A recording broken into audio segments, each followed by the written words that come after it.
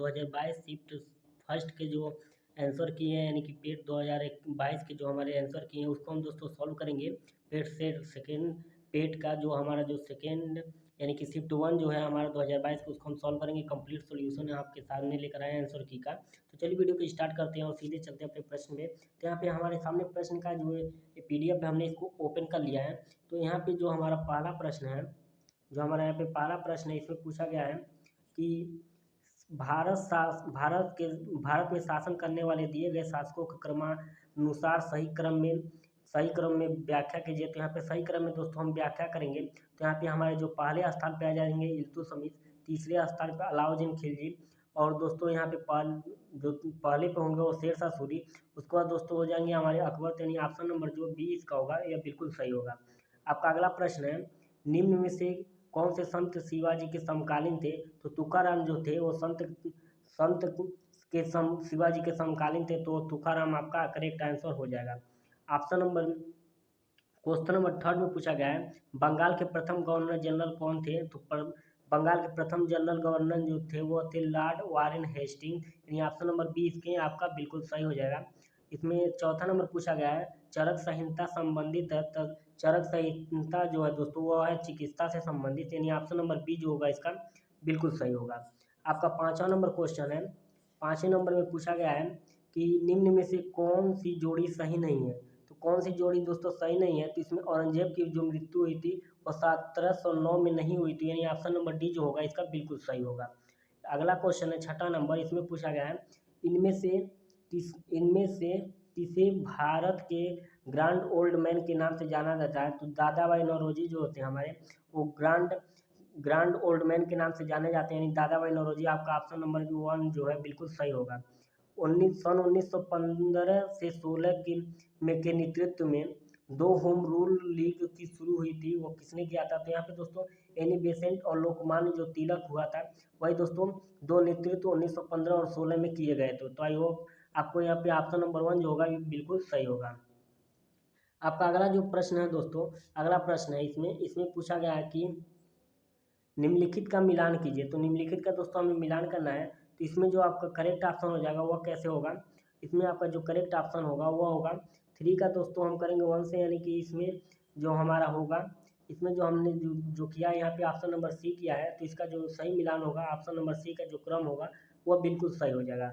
और इसमें अगला जो प्रश्न है हमारा 9वां नंबर, तो करो या मरो नारा किसने दिया था? तो करो और मरो नारा दोस्तों हम सबको पता है कि महात्मा गांधी ने दिया था, यानी ऑप्शन नंबर इसका जो डी है वो बिल्कुल सही हो जाएगा।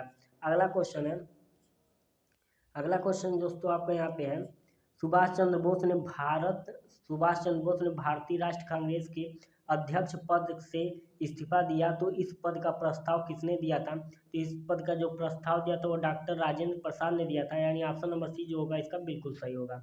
अगला क्वेश्चन 11 नंबर, शालाल पन बिजली परियोजना किस नदी पर स्थित है? तो यह दोस्तों चिनाब नदी पर स्थित है, तो इसका जो करेक्ट ऑप्शन हो जाएगा वो हो जाएगा चिनाब। अगला नंबर 12 नंबर प्रश्न है, बसंत विषुवत होता है तो 21 मार्च को होता है दोस्तों बसंत विषुवत। आपका अगला क्वेश्चन है 13 नंबर, राजस्थान में खेतड़ी परियोजना किसके उत्पादन के लिए प्रसिद्ध है? तो दोस्तों जो बंगाल राजस्थान में खेतड़ी परियोजना हुआ दोस्तों तांबा के लिए प्रसिद्ध है, तो इसमें ऑप्शन नंबर जो सी होगा वो बिल्कुल सही हो जाएगा। आपका अगला प्रश्न है कि काजीरंगा राष्ट्रीय उद्यान कहाँ स्थित है? दोस्तों काजीरंगा जो राष्ट्रीय उद्यान है वो असम में स्थित है, ऑप्शन नंबर 20 का जो होगा बिल्कुल सही होगा। अगला क्वेश्चन 15 नंबर, निम्नलिखित में से कौन सी हिमालयी नदी तंत्र की नदियां हैं? तो यहाँ पे दोस्तों हिमालयी नदी तंत्र की जो नदियां होंगी वो कौन सी होंगी? यानी गंगा होगा, गंगा के बाद दोस्तों हमारा ब्रह्मपुत्र होगा, यानी कि बी जो होगा आपका बिल्कुल सही होगा, यानी 2 और ऑप्शन नंबर 3 जो इसका होगा इसका करेक्ट आंसर होगा। अगला क्वेश्चन है, बैंक दर का अर्थ है? तो दोस्तों बैंक दर का दो अर्थ होता है, वो होता है देश के केंद्रीय बैंक द्वारा ली जाने वाली आधिकारिक ब्याज दर होता है, यह ऑप्शन नंबर डी इसमें बिल्कुल सही होगा। अगला क्वेश्चन है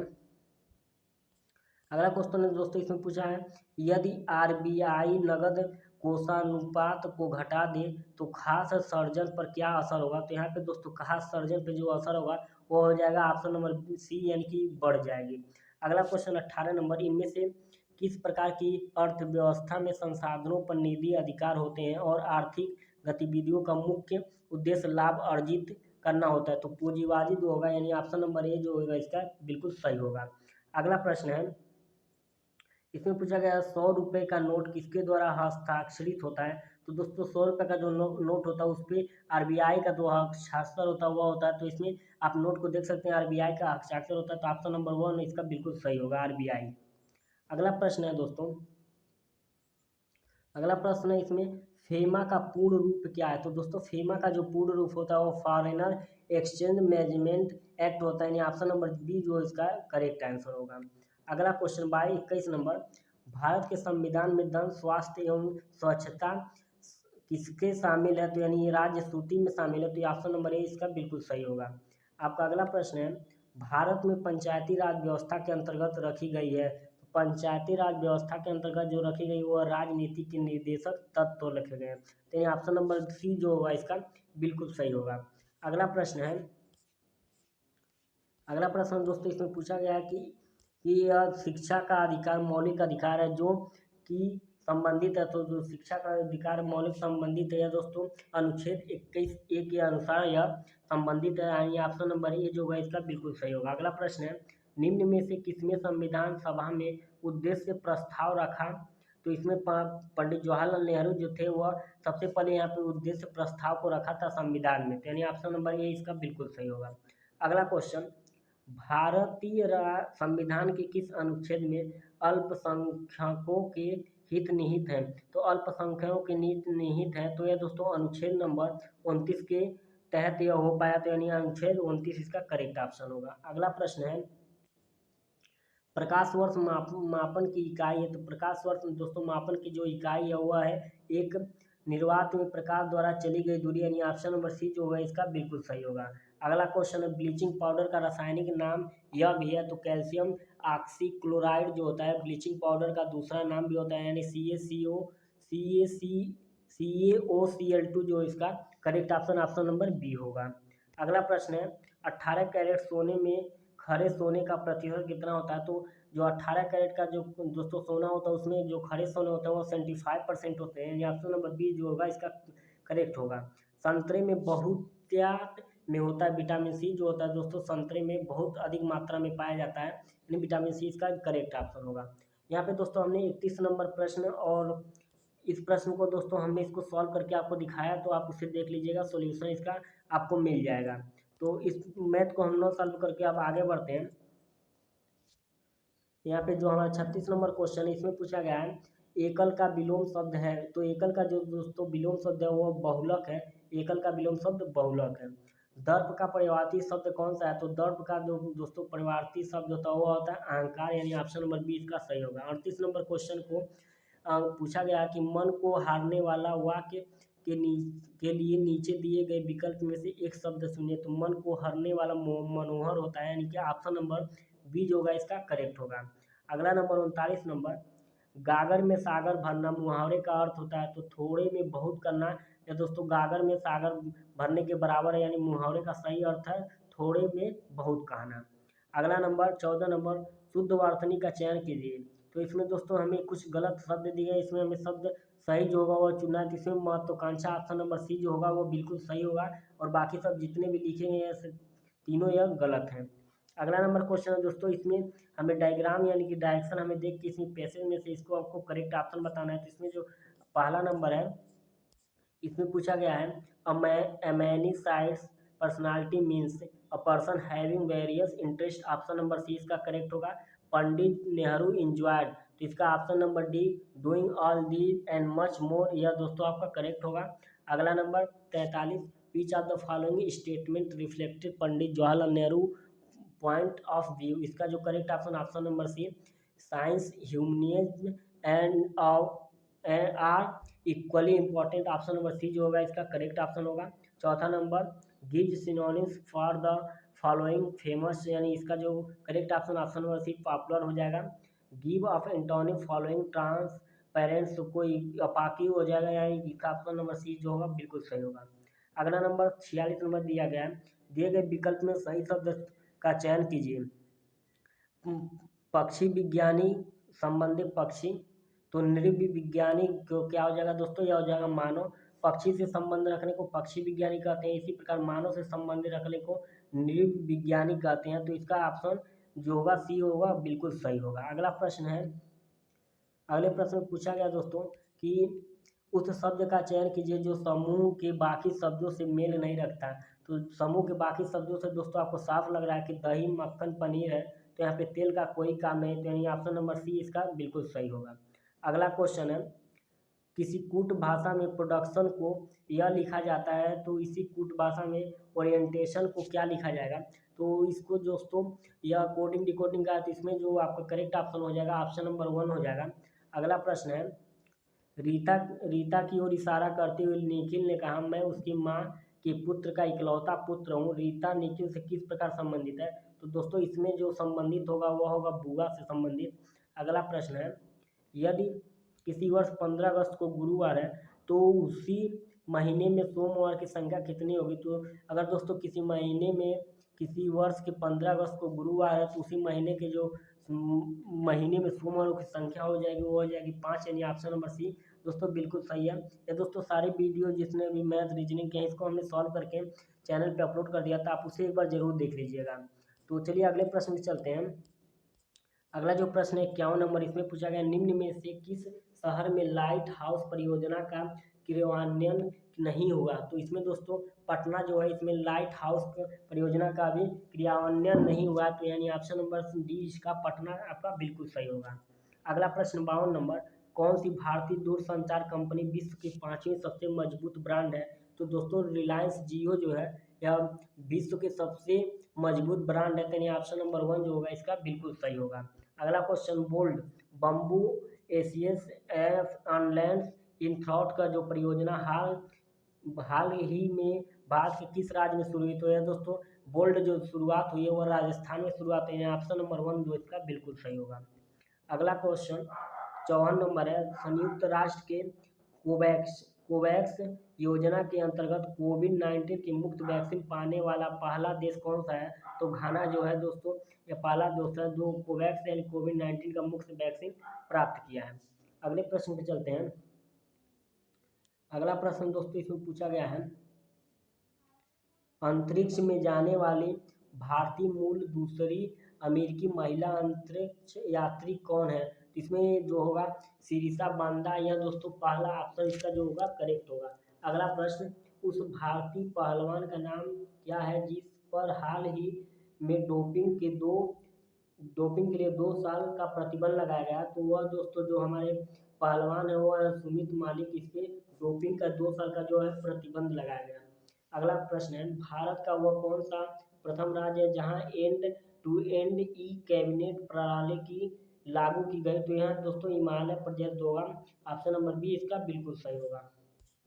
अगला प्रश्न है दोस्तों, भारतीय मंत्रालय द्वारा हाल ही में 2019-2020 के लिए UDIS शुरू किया गया, तो यह दोस्तों शिक्षा मंत्रालय के लिए शुरू किया गया है, ऑप्शन नंबर बी जो है इसका करेक्ट होगा। अगला प्रश्न है,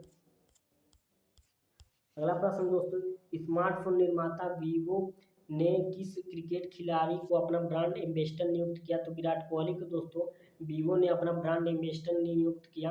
अगला प्रश्न है, आर्टिफिशियल इंटेलिजेंसी AI आधारित पोर्टल सबस्पेस के भारत के किस न्यायालय के लिए शुरू किया गया? तो यह दोस्तों सर्वोच्च न्यायालय के लिए AI आर्टिफिशियल इंटेलिजेंस का शुरुआत किया गया।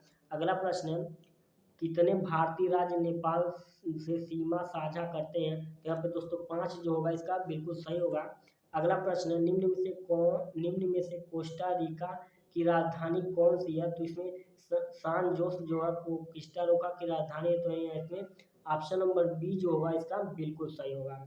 अगले प्रश्न पे चलें, तो अगला प्रश्न हमारा 63 नंबर है, इसमें पूछा गया है, केंद्र शासित प्रदेश लक्षद्वीप की आधिकारिक भाषा निम्न में से क्या है? तो इसमें जो मलयालम है या दोस्तों लक्षद्वीप की आधिकारिक भाषा है, तो यानी ऑप्शन नंबर बी जो होगा इसका करेक्ट होगा। अगला प्रश्न है, भारत के संविधान के अनुसार लोकसभा के सदस्य की अधिकतम संख्या क्या है?